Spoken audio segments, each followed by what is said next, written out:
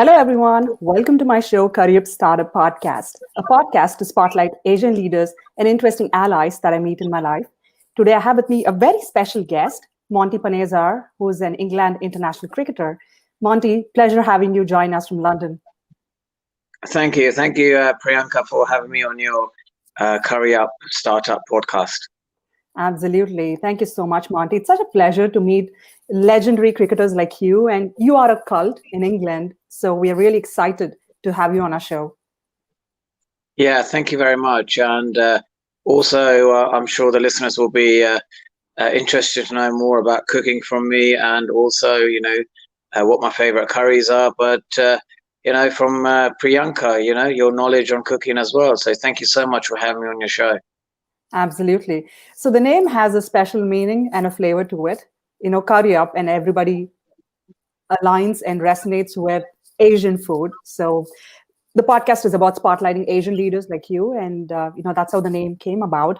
So Monty, you are an English international cricketer, a left-arm spinner, and you made your Test debut back in 2006 as a Test cricketer against India in Nagpur. This podcast is more focused on the personal journey behind all the success, the accolades that you get. And I see you as someone who's really traversed different nations, be it from your humble beginnings in Punjab, India, for your parents, all the way to England. And then your journey into cricket, into mental health and awareness and diversity. So those are the couple of topics that we want to learn from you.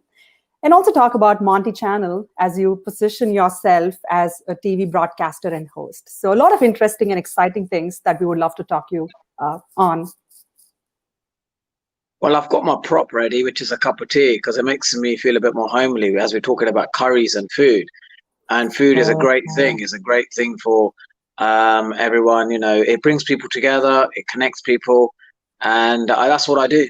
Whenever I meet friends and family, always go for a lunch, always go for some food, because it just allows you to cover all different topics over food and lunch. And rather than having a specific meeting, which, I guess they say there's two types of people who have a meeting. There's one who would do it over a cup of tea, and there's others who are just like, these are the 5 things I want to talk about, bang, bang, bang. And you got to work out which one you are. And I'm very much from the other end where, I like taking people for lunch and just talking over things, and you learn a lot about different things and different concepts that get covered, which you didn't sort of have at the start of the meetup. That's pretty true. Now with quarantine, amidst COVID, things have taken a backseat. But I really enjoy the fact that you mentioned about getting to know people personally, because that's more important than just getting, a checklist of items, getting through them. So I'm really excited to know a little bit more about who you are as a person. Now, tell us this. You were born to parents who migrated from Punjab, and I know your dad was an architect. How was your childhood, just growing up with immigrant parents in London? Yeah, I think for me, I warmed to cricket very quickly. So we had a local club called Luton Town and Indians, and my dad's best mate used to Hitu Nayak, who was the coach for the youth section. So my dad found it very easy to get me involved in cricket, do the schooling, and cricket was a great distraction for me when I was younger. It was able to me to just go out there, enjoy cricket, do other things, and when you get into that sort of age where you're beginning from a boy, you're being a man, and that puberty sort of kicks in.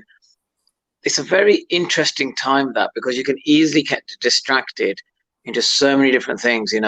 Like, for example, parents put so much pressure on children to get A's and B's, but sometimes they don't understand there's a hormonal imbalance they're going through, and they find it difficult to concentrate, and they need to just go through that phase. And then after that, the results do come, but you can also get distracted with so many different things. And I was very lucky that age where my parents were busy, they were busy just working hard. They didn't have time to focus so much on what we were doing. They were so busy working hard that cricket was a great distraction, and the cricket club itself, a lot of youngsters there, and a lot of coaches, just a place of congregation, a place of a community. And Luton was a strong sports town. We've produced a lot of sports people over the past years. Luton Football Club is a big, brings the town together. We've had some great boxers, great athletes. Cricket's been, a huge thing. So I was lucky that I was in a place, in a town where sports was really big, and it was normal. It's normal to go outdoors and play in the parks, play cricket, come home. And I find it so strange now with this iPad and this technology. I never had a phone when I was maybe 18, and people just have so many different, technology at such a young age that it stops people going outdoors. It stops your child to be really active and outdoorsy. That's very true. And, it's a different generation that we grew up in, and I can relate to it. Growing up in the 80s and the 90s, you spent a lot of time in the nature, playing around with the street kids. And now it's like a different world altogether, right? Like every newborn has an iPad that they want to have. Now, tell me this, Monty. So you had an interest in cricket, but like every other Asian, you got a computer science degree. How did that happen? Well, either had a lot of friends from South Asia in Karnataka, Kerala, who love computer science. It's the capital of IT in the world, right? But True. Going back to your other situation where I've got a couple of nieces and we talk about them, they got their iPads and there's this song, Baby Shark. It's like, Shaka-doo-loo-loo-loo, baby, shaka-doo-loo-loo-loo, baby shark. And I try and feed the nieces. I put the cartoon on the iPad, and it's just like the easiest thing in the world. You can see why children love technology, love schooling, love all of these things. And for me, going back to my Loughborough University days, I just find that I wish I did a mechanical degree, man. I did A-levels in maths, physics, and chemistry. And I wish I did like engineering so I can use my mathematics, use my physics in a degree that makes sense. Like computing and management, it was okay, but I just didn't enjoy, the degree. I just did it. But I think I would have got much more out of doing an engineering degree because my subjects were more aligned maths and science. So I hope that answers your question. And as a compliment to the South Asian community, who are just absolutely so clever that the capital of IT is in Bangalore at the moment. That's very true. And you know what? I have a computer science degree as well as part of my major. So I can relate to a lot of things. You are, I would say you are much more clever than me. And I'm not going to apologize for that. Because I wasn't great at computer science. Everybody has a different skill set that they're passionate about. So you're great in your own way. And, the fun fact I love about you, Monty, is the way you're so humble and, shared a song, the Baby Shark song, to all of our listeners out there. So thank you for being somebody that we can actually relate to as well. Not somebody whom we see on the field, somebody who's normal like all of us. Yeah, absolutely. So if your listeners, thinking, I've got children or listeners, it's a cartoon song which is very famous in the UK, and it's they're good things, but you don't want the children, to have iPads and phones. I would never do that at a young age because I knew when I grew up, we didn't have that, and our parents brought us up without any technology, which forced us to be so much outdoorsy, and we just like outdoor life. That's why. When I went toward Australia, I loved Australia because it's an outdoor life. You got to do fitness, you got to do running. The sun is out, so that's what you want to be. You want to, get out of the office and have some sport in your life. That's very true. Now, a very interesting fact about you to all our listeners, especially the Indian listeners, is you got the wicket of Sachin Tendulkar against the match in India in 2006. How was that experience? Was it very euphoric? Yeah, that was, you don't dream about these things. You don't even that's not something you think about. It just happened. And when it happened, I just went off celebrating and I couldn't believe it happened. But the thing was that it was more about, it's like you come across your hero or someone that you look up to all your life, that suddenly you're competing with them on the same field.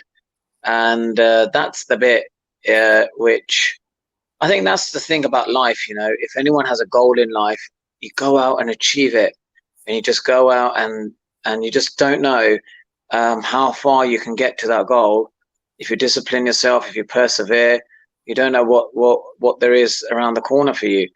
But it takes a lot of hard work, and that iceberg model, 90% is under under the ice. What goes through, which people don't see, and there's a lot to do with that. And that was tip of the iceberg, really, taking Tendulkar's wicket, and that celebration that I had, and I was just absolutely, because it was more a celebration of taking his first Test wicket, but him, his greatness, how good he was. If it was a number 11 batsman, I probably would have just taken my cap and walked off the field, and then that was it. There would have been no celebration. But because it's Sachin Tendulkar, there was, because of his greatness, that's what I think we were celebrating. That's pretty awesome. Now, in a recent interview with The Guardian, you mentioned that you still have unfinished business with cricket. Tell us a little bit more about what you have in mind. Yeah, look, I've sent emails to all coaches, and it's easy on an email to say no, isn't it? 38-year-old, why do you want to make a comeback in cricket? Because I'm still fit, I'm still good at it. So the thing is that it's your desire. End of the day, there's older people who are playing than me, but they've been in the game for longer. I've been out of the game. I'm trying to get back in. It's going to be difficult, but you've got to continue to persevere. It's another journey for me. It's like taking Tendulkar my first Test wicket. Can at 38, can I make a comeback at 38? No one's done that. No one's been out of the game for 2 to 3 years and make a comeback. Why do I want to do it? Because it's a challenge. It's a challenge to myself, and I think that's what it is. So if this year doesn't happen, which obviously it hasn't, the next year I'll try again. I'll keep myself fit, and I'll try again next year, because people, they want to, they sometimes they just forget about you, and then other times if you keep knocking on the door, next year could be a better opportunity. They may need an experienced spinner. So I can't just close that door. And then in the meantime, I can work on other things, like media broadcasting and becoming a media presenter. So that's something I can continue to work on as well. That's very true.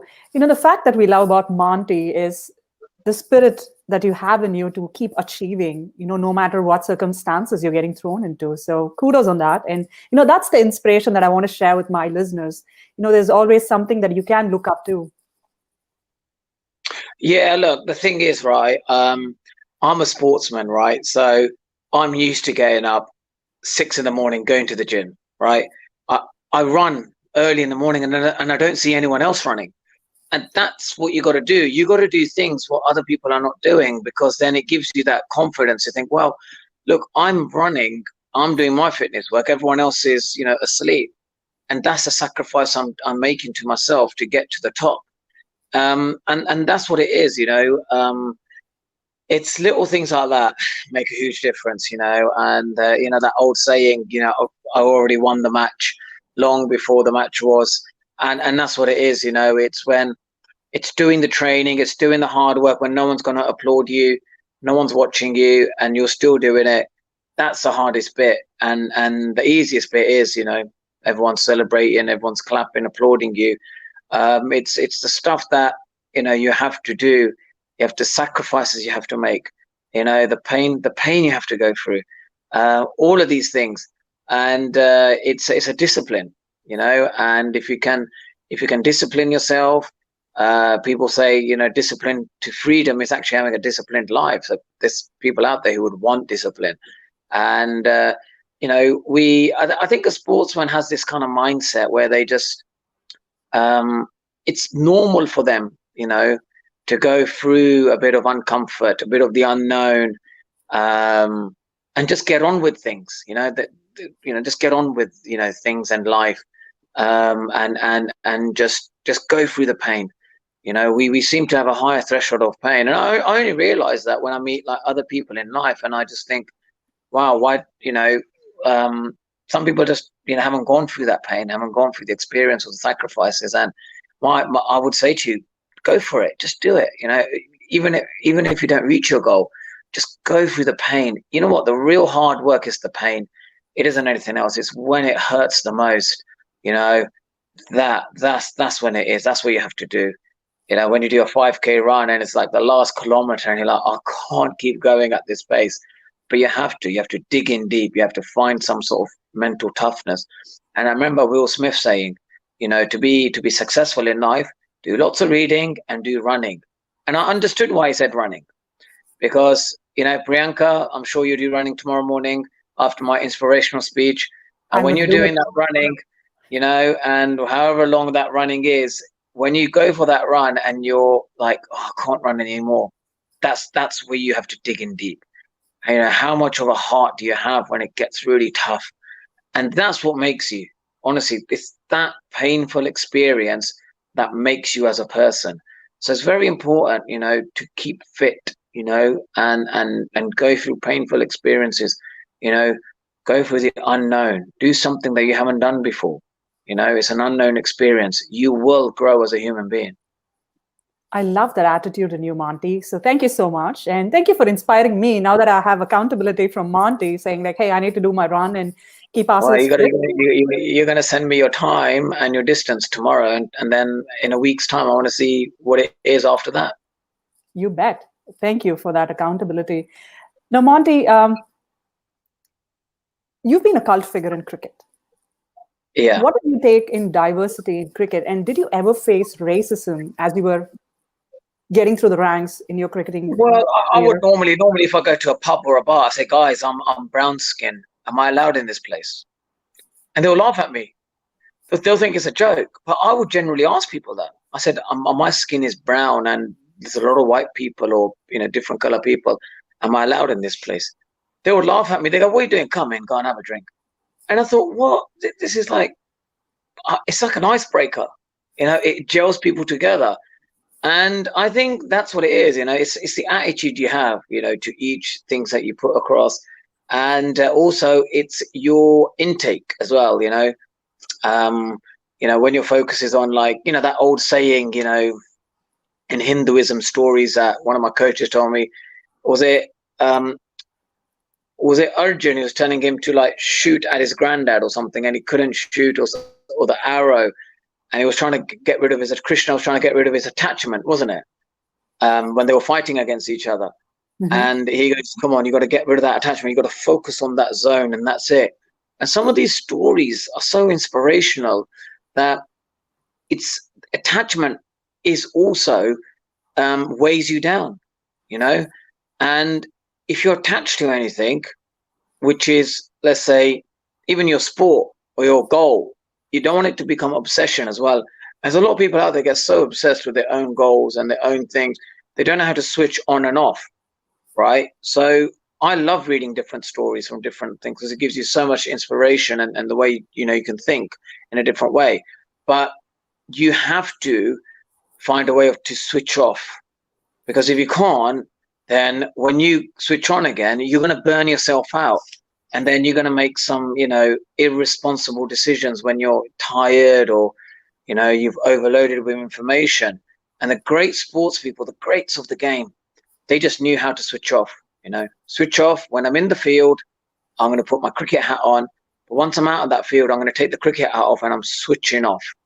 And that comes with time, that comes with, it takes time, but find a hobby, just find something to switch off so you can move or get away from work and then come back to work and just get yourself absorbed in that hobby.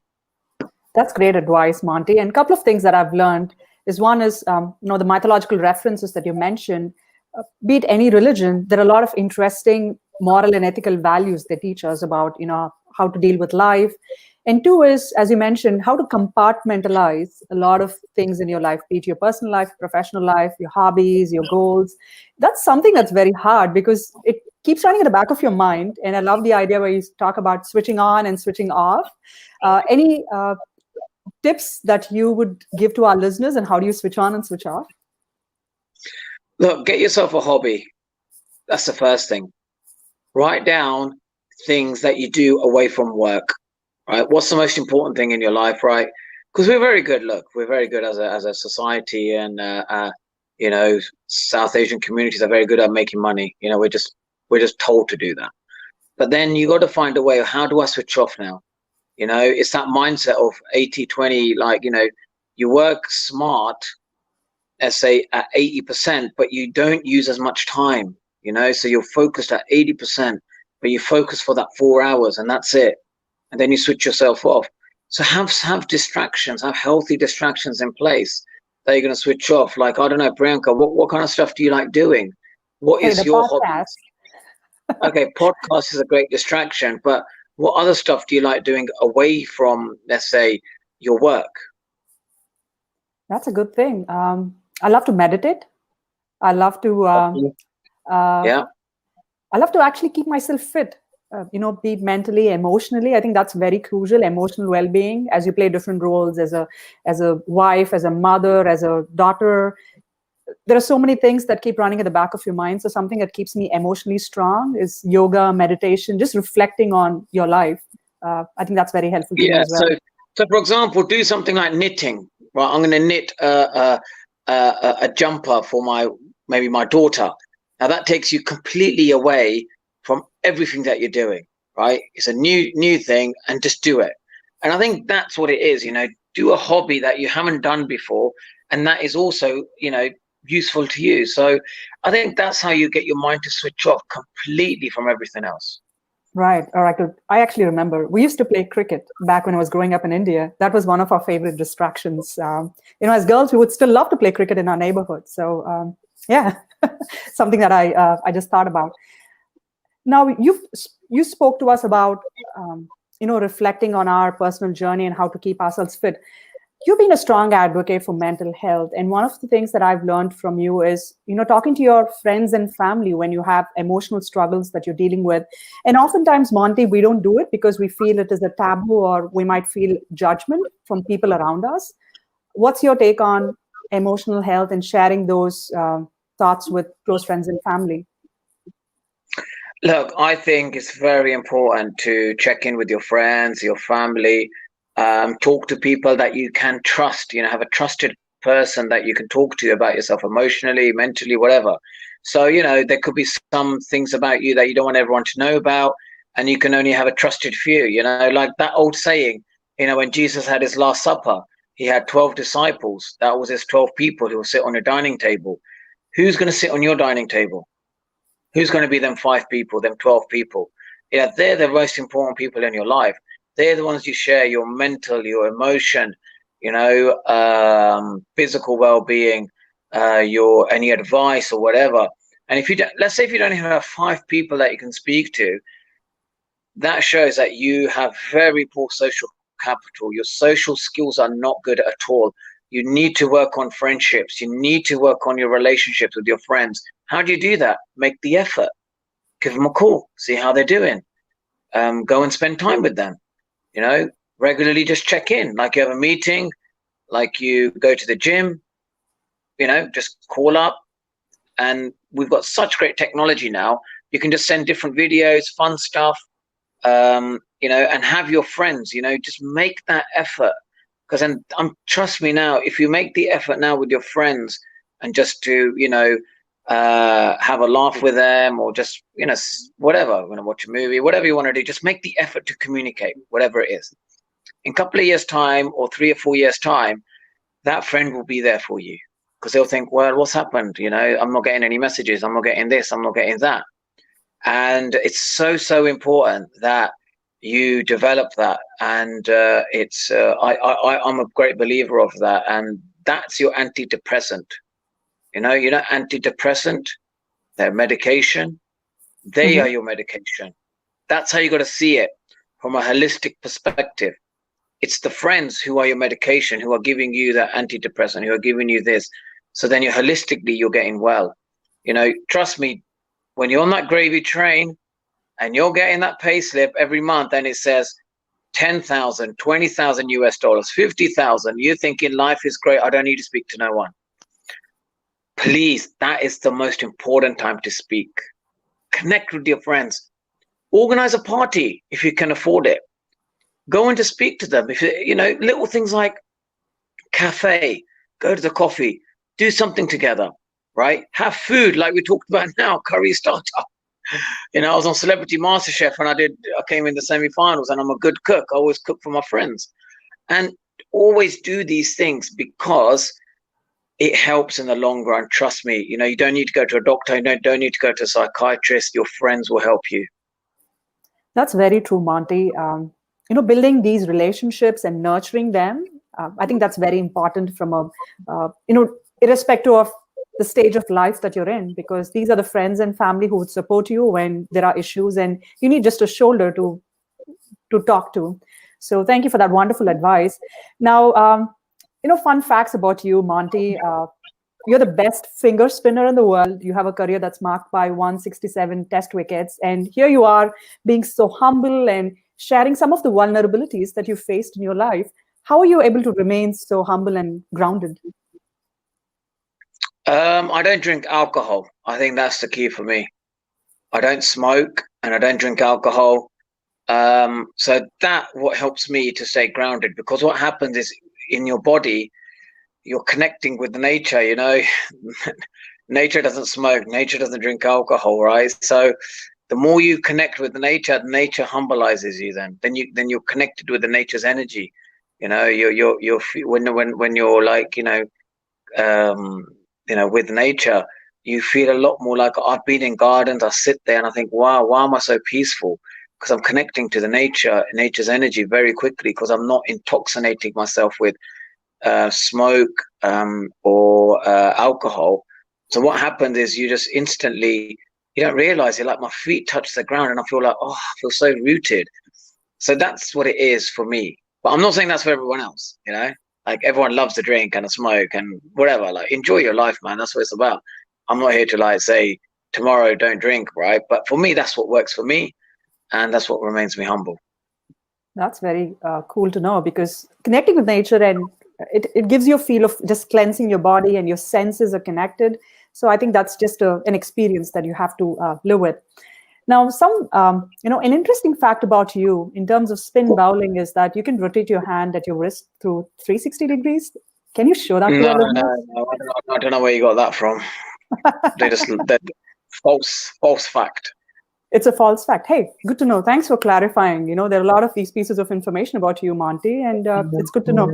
How about your Dusra technique? Is there something that you want to share about Dusra? Well, the Dusra is basically the wrist faces the batsman. So like this is like a normal off spinner. The wrist faces the batsman like this, right? And not everyone can bowl the Dusra, and you got to be very respectful. You know, you got to show a lot of respect to every cricketer who cannot be a 360 cricketer. You know, you don't want to cause competition amongst each person and say, well, you can't bowl the Dusra, but I can. You know, everyone has their own personal issues when it comes to cricket, when it comes to technical stuff. Respect that. Whatever they do, you know, in their private time, when it comes to their cricket skill, that's them. Just leave them to it, and let's not be very respectful for that. Awesome. Now, your goal is to position yourself as a TV and radio broadcaster. And I know you have Monty Channel where you share a lot of interesting wisdom. What's next for you, Monty? Well, next is to become the next Piers Morgan. I want to become the brown Piers Morgan in media broadcasting. That's pretty awesome. Wish you all the very best in all your successful endeavors. Now, I have a fun rapid fire round for you before we let you go. Are you ready for it? Yeah, go for it. So you tell me the first thing that comes to your mind when I say the following. Role model? Dwayne Johnson. Awesome guy. Monty Channel? The best. What is your positive mantra? Do you have a kind of a magic phrase that you keep telling yourself? I'm the greatest. What does happiness mean to you? Smile. What is your native language, and one word to describe yourself in it? There's only one Monty Panesar, and there are lots of Monty Panesars. They just don't know it. So we need to find, the true selves within ourselves, and just get the passion out of ourselves, so we can become the best in whatever fields we choose. Monty, it's been a pleasure having you on Career Starter Podcast. What's next for you on Sunday? What are you doing next? I'm going to continue to work on my, media broadcasting, continue to work on my fitness. I've got to, just keep working hard on my, trying to see if I'm going to make a comeback in cricket, and also remain connected to cricket. That's going to be my goal. So I'm going to just keep pushing myself, and, you can reach anything in life. If I want to become an actor in Hollywood, which I probably will do after in a few years' time, like Dwayne Johnson, then yeah, that's where I'm going to go. Sky's the limit, and for me, I'm not going to sit on the moon. I'm going to hit the sky. That's awesome. Pretty good parting words there, Monty. The best finger spinner in the world and a cult figure in, in English cricket. Monty, you've been a pleasure to get to know, and the world knows your accolades. The Wikipedia page of yours has, all the stats that Monty has achieved. But in this podcast, what I wanted to unravel was the personal side of Monty. And you're such an amazing guy who's so humble and grounded, as you shared your love for cooking, talking to people, and nurturing relationships. I think that's very key. So that's one aspect of key takeaway that I've learned from you. And two, it's about being accountable in whatever you do in your life. Just as an example, as you mentioned about, me putting my fitness goals into practice, right? So thank you for that reminder that everybody needs to feel accountable. And three, it's about how do you compartmentalize things in life? That's something that we all struggle with, trying to be the best in everything that we do. But you've given us some great advice on, how do you build that mental resilience as well. So thank you. An absolute pleasure having you on the show. Thank you so much again. And to our listeners out there, thank you so much for joining us live on Career Startup Podcast, a podcast to spotlight Asian leaders and interesting allies that we meet. Thank you.